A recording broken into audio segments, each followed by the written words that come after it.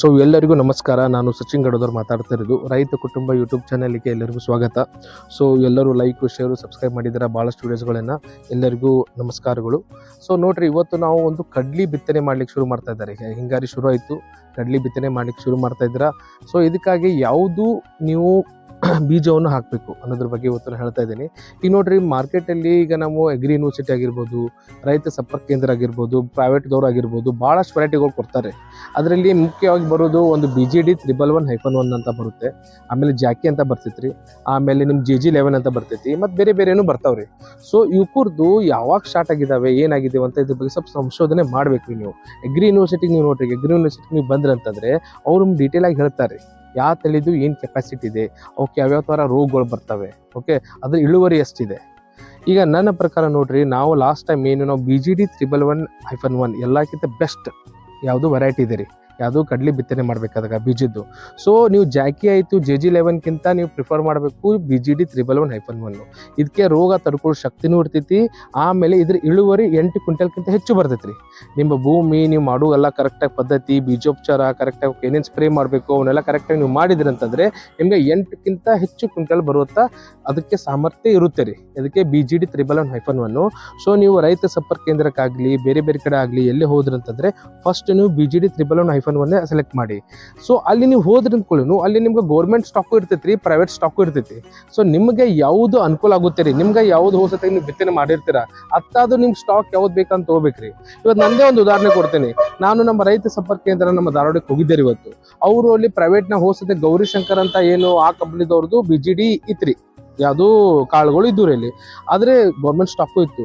ಅವರು ನಮ್ಗೆ ಏನಂತ ಹೇಳ್ತಾ ಇದಾರೆ, ನಾವು ಇದನ್ನ ಕೊಡಂಗಿಲ್ಲ ರೀ, ಇದು ಮುಗಿ ತನಕನೂ ಗೌರ್ಮೆಂಟ್ ಸ್ಟಾಕ್ ಮುಗಿ ತನಕನೂ ಕೊಡಂಗಿಲ್ಲ ಅಂತ ಹೇಳಿದ್ರು. ಆ ಥರ ಇರಂಗಿಲ್ಲ ಸರ್. ಮತ್ತೆ ನಾವು ಕಂಪ್ನಿದವ್ರಿಗೆ ಫೋನ್ ಮಾಡಿ ಇವ್ರಿಗೆ ಮಾತಾಡಿಸಿ, ನಾ ಇವತ್ತು ನಮ್ಗೆ ಏನು ಪ್ಯಾಕೆಟ್ಗಳು ನಮ್ಗೆ ಎಷ್ಟು ಎಕರೆಗೆ ಎಷ್ಟು ಪ್ಯಾಕೆಟ್ ಬೇಕಲ್ಲ ಅಷ್ಟೆಲ್ಲ ನಾನು ತೊಗೊಂಡ್ಬಂದಿದ್ದೀನಿ. ಸೊ ಕರೆಕ್ಟಾಗಿ ಅವ್ರದ್ದು ಟಾರ್ಗೆಟ್ ಇರ್ತದಂತ್ರಿ. ಅವ್ನು ಗೌರ್ಮೆಂಟ್ ಸ್ಟಾಕ್ಗಳನ್ನ ಅವ್ನು ಮಾರಾಟ ಮಾಡ್ಬೇಕಂತ ಫಸ್ಟ್ ಅದನ್ನ ಮುಗಿಸಿ ನೀವು ಪ್ರೈವೇಟಿಗೆ ಕೊಟ್ರಿ ಅಂತ ಅವರು ನಮಗೆ ಮಾಹಿತಿ ಕೊಟ್ಟರು. ಅದು ಅವ್ರದ್ದು ಸಮಸ್ಯೆ ಇರೋದು, ಯಾವುದೂ ಬರೆದು ಕೊಟ್ಟಿರಂಗಿಲ್ಲ. ಫಸ್ಟ್ ಗೌರ್ಮೆಂಟಿದ್ದು ಕೊಡಬೇಕು, ಆಮೇಲೆ ಪ್ರೈವೇಟಿದ್ದು ಕೊಡಬೇಕು ಅಂತ ಏನು ಆ ಥರ ಇರೋಂಗಿಲ್ಲ. ನಿಮಗೆ ಒಂದು ರೈತ ಸಂಪರ್ಕ ಕೇಂದ್ರಕ್ಕೆ ನೀವು ಹೋಗ್ತಾ ಇದ್ದೀರ ಅಂದರೆ ನಿಮ್ಗೆ ಯಾವ ಬೀಜ ಬಿತ್ತಬೇಕು ಅನ್ನೋದ್ರದ್ದು ಡಿಸಿಷನ್ ನಿಮ್ದು ಇರ್ತೈತಿ.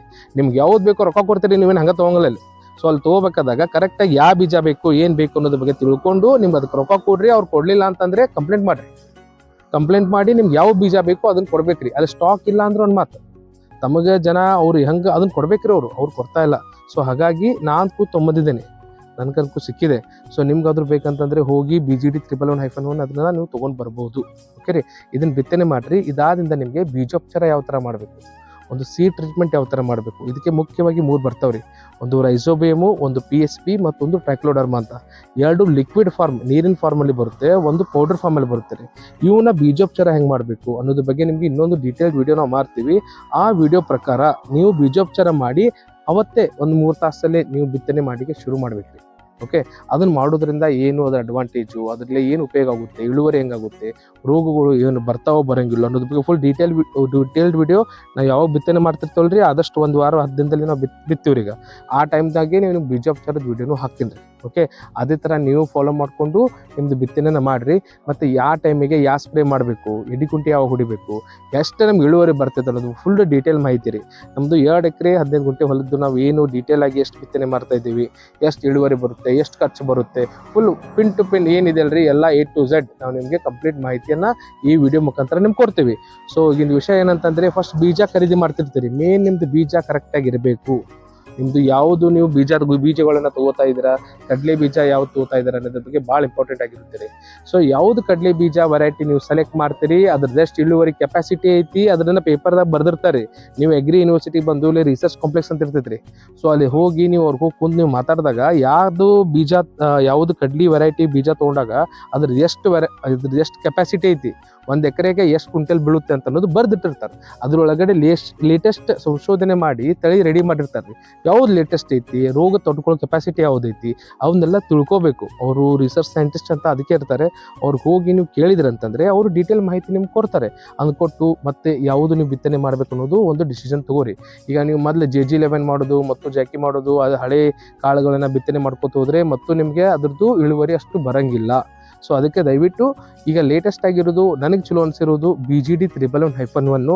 ಸೊ ನೀವು ಇದನ್ನು ಬಿತ್ತನೆ ಮಾಡ್ಬೇಕಂತ ಇತ್ತಂದರೆ ನೀವು ನೇರವಾಗಿ ನಿಮ್ಮ ಭೂಮಿಗೆ ನಿಮ್ಮ ಸುತ್ತಮುತ್ತನೂ ನಮ್ಮ ಕರ್ನಾಟಕದಲ್ಲಿ ಕೃಷಿ ವಿಶ್ವವಿದ್ಯಾಲಯಗಳು ಇರ್ತವೆ, ಅಲ್ಲಿ ಹೋಗಿ ಅಲ್ಲಿ ರಿಸರ್ಚ್ ಸೈಂಟಿಸ್ಟ್ಗಳು ಇರ್ತಾರೆ, ಅವ್ರ ಜೊತೆ ಕುಂತು ಚರ್ಚೆ ಮಾಡಿ ನಿಮ್ಮ ಭೂಮಿಗೆ ಯಾವುದು ಸೂಟೇಬಲ್ ಆಗುತ್ತೆ, ನಿಮ್ಮ ಹವಾಮಾನಕ್ಕೆ ಯಾವುದು ಹೊಂದುತ್ತೆ ಅನ್ನೋದ್ರ ಬಗ್ಗೆ ತಿಳ್ಕೊಂಡು ನಿಮಗೆ ಸೂಕ್ತವಾಗಿರುವಂಥ ಒಂದು ವೆರೈಟಿ ಕಡ್ಲಿದು BGD ಆಗಿರ್ಬೋದು, ಜಾಕಿ ಆಗಿರ್ಬೋದು, JG11 ಆಗಿರ್ಬೋದು, ಇಲ್ಲ ಬೇರೆ ಯಾವುದಾರು ಆಗಿರ್ಬೋದು, ಯಾವುದು ಸೂಟೇಬಲ್ ಅಂತ ತಿಳ್ಕೊಂಡು ಅವ್ರ ಇಳುವರಿ ಎಷ್ಟಿದೆ, ರೋಗಗಳು ಎಷ್ಟೆಷ್ಟು ಬರ್ತವೆ, ಯಾವುದು ನಾವು ಬೆಸ್ಟ್ ಬಿತ್ತಿದ್ರೆ ಬೆಸ್ಟ್ ಅನ್ನೋದ್ರ ಬಗ್ಗೆ ತಿಳ್ಕೊಂಡು ಆಯ್ಕೆ ಮಾಡ್ಕೊಂಡು ಸೆಲೆಕ್ಷನ್ ಮಾಡ್ರಿ. ಓಕೆ, ಸೊ ಅದರಿ ನಾ BGD 111-1 ಅಂತ ಹೇಳಿದೆ. ಸೊ ನಿಮ್ಮ ಪ್ಯಾಕೆಟ್ ಮೇಲೆ ಎಲ್ಲಿ ಬರ್ದಿರ್ತಾರೆ ಅನ್ನೋದ್ರ ಬಗ್ಗೆ ಫುಲ್ ಡೀಟೇಲ್ ಆಗಿ ನಾನು ತೋರಿಸ್ತೀನಿ ಸರ್. ಬರ್ರಿ ಸರ್ ತೋರಿಸ್ತೀನಿ. ನಾ ಈಗ ತೊಗೊಂಡಿದ್ದು ಏನದವಲ್ರಿ, ಒಂದು ಸ್ಯಾಂಪಲ್ ಆಗಿ 2.5 ಎಕರೆಗೆ ಅಷ್ಟೇ ತೊಗೊಂಡಿದ್ದೀನಿ. ಸೊ ನಿಮ್ಗೆ ತೋರಿಸ್ತೀನಿ ಯಾವ ಥರ ಇರುತ್ತೆ ಅಂತ. ಸೊ ಈಗ ನೋಡ್ರಿ, ಇದೇ BGD 111. ಓಕೆ, ಸೊ ಇದರಲ್ಲಿ ಇಲ್ಲಿ ಕ್ರಾಪ್ ವೆರೈಟಿ ಅಂತ ಬರ್ದಿರ್ತಾರೆ. ವೆರೈಟಿ BGD 111-1 ಅಂತ ಇದೆ. ಕ್ಲಾಸು ಸರ್ಟಿಫೈಡ್ ಇದೆ. ಓಕೆ, C1 C2 ಒಳಗೆ ಬರ್ತೈತೆ, ಸರ್ಟಿಫೈಡ್ ಅಂತ ಬರ್ದಿದ್ದಾರೆ ಇವರು. ಸೊ ಇದರಲ್ಲಿ ಈ ಥರ ಪ್ಯಾಕೆಟ್ಗೆ ಹಾಕಿರ್ತಾರೆ ಅವರು. ಇದ್ರೊಳಗಡೆ ಯಾವ ಟೈಮಿಗೆ ಡೇಟ್ ಆಗಿ ಸರ್ಟಿಫೈಡ್ C1 ಐತ್ರಿ. C2 ತೊಗೊಳಕ್ ಹೋಗ್ಬೇಡ್ರಿ, ಯಾವತ್ತಿದ್ರು C1 ತಗೋರಿ. C1 ಸರ್ಟಿಫೈಡ್ 1 ಇರಬೇಕು. ಅಂದರೆ ನೆಕ್ಸ್ಟ್ ಟೈಮು ಇನ್ನೊಂದು ವರ್ಷನೂ ನಾವು ಇಟ್ಕೊಂಡು ಬಿತ್ತನೆ ಮಾಡ್ಬೋದು. ಓಕೆ ರೀ, ಸೊ ಇದು ನಾವು ತೊಗೊಂಡಿದ್ದೀವಿ. ಸೊ ಓಕೆ, ಇದು ನಾವು ಈಗ ಒಂದು 2.5 ಎಕರೆಗೆ ನಾವು ತೊಗೊಂಡಿದ್ದೀನಿ. 20 kg ಪ್ಯಾಕೆಟ್ ಬರ್ತಾವ್ರಿ. ಅದು 20 ರಿಂದ 25 kg ಪರ್ ಎಕರೆಗೆ ಹೋಗ್ತೈತ್ರಿ ಬಿತ್ತನೆ ಮಾಡೋದು. ಸೊ ನಿಮ್ಗೆ ಯಾವುದು ಕರೆಕ್ಟಾಗಿ ಹೆಂಗೆ ನೀವು ಬಿತ್ತನೆ ಮಾಡ್ತೀರಿ, ಒಮ್ಮೆ 20 ರಿಂದ 25 kg ಒಳಗಡೆ ಹೋಗ್ತಾವ್ರಿ. ಒಂದು ಎಕರೆಗೆ ಬಿತ್ತೋರ ಮೇಲೆ ಡಿಪೆಂಡ್ ಆಗ್ತೈತಿ. ಸೊ ಕರೆಕ್ಟಾಗಿ ನೋಡಿ ಚೆಕ್ ಮಾಡಿಕೊಂಡು ಅದರಲ್ಲಿ ಜಾಕಿ ಇದ್ರೆ ಜಾಕಿ ಅಂತ ಬರೀತಾರೆ, JG11 ಇದ್ರೆ JG11 ಅಂತ ಬರೀತಾರೆ. ನನ್ನ ಪ್ರಕಾರ BGD 111-1 ಭಾಳ ಬೆಸ್ಟ್ ಇರುವಂಥ ಒಂದು ವೆರೈಟಿ. ಒಂದು ಕಡ್ಲಿ ಬಿತ್ತನೆ ಮಾಡಬೇಕಾದಾಗ ಅದನ್ನೇ ಆಯ್ಕೆ ಮಾಡ್ಕೊರಿ ಅಂತ ನಾನು ಹೇಳ್ತೀನಿ. ಮತ್ತು ನಿಮ್ಮ ಭೂಮಿ ನೀವು ಸ್ಪ್ರೇ ಮಾಡೋದು, ನೀವು ಮೇಂಟೆನೆನ್ಸ್ ಮಾಡೋದು, ನೀವು ಯಾವ ಥರ ನೀವು ಮಾಡ್ತೀರಿ, ನಮ್ಮ ತೋರಿಸ್ತೀನಿ ರೀ ನಾನು ನಿಮಗೆ. ಈ ಕಂಪ್ಲೀಟ್ ನಮ್ಮದು ಕಡ್ಲಿ ಬಿತ್ತನೆ ಯಾವ ಥರ ಇರುತ್ತೆ ಅಂತ ಕಂಪ್ಲೀಟಾಗಿ ತೋರಿಸ್ತೀವಿ. ಏನೇನು ಸ್ಪ್ರೇ ಮಾಡಬೇಕು, ಔಷಧಿಗಳು ಅಂತೆಲ್ಲ ಹೇಳ್ತೀನಿ. ಸೊ ಅದ್ರ ಪ್ರಕಾರ ನೀವು ಅದನ್ನು ಫಾಲೋ ಮಾಡಿಕೊಂಡು ಶುರು ಮಾಡಿ. ಮತ್ತು ಇನ್ನೊಂದೇನಂತಂದರೆ, ಈಗ ರೋಗದ್ದು ಹೆಕ್ಸಾಕೊನಜೋಲು ಬೇರೆ ಬೇರೆ ಬೇರೆ ವೆರೈಟಿ ಬರ್ತಾವ್ರಿ. ಓಕೆ, ಯಾವಾಗ ರೋಗ ಬರ್ತೈತಲ್ರಿ ಅವಾಗೇ ಅವಕ್ಕೂ ಸ್ಪ್ರೇ ಮಾಡ್ಬೇಕು ಅವನ್ನ. ಸೊ ನೀವು ಒಂದು ಸ್ಪ್ರೇ ಮಾಡೋ ರೋಗ ಬರೋಕ್ಕಿಂತ ಮುಂಚೆನೇ ಮೊದಲೇ ಸೇಫ್ಟಿಗೆ ಬರ್ಬೋದು ಅಂತ ತಿಳ್ಕೊಂಡು ಮಾಡಿದ್ರೆ ವೇಸ್ಟ್. ನೀವು ಹಾಕೋ ದುಡ್ಡೆಲ್ಲ ವೇಸ್ಟು.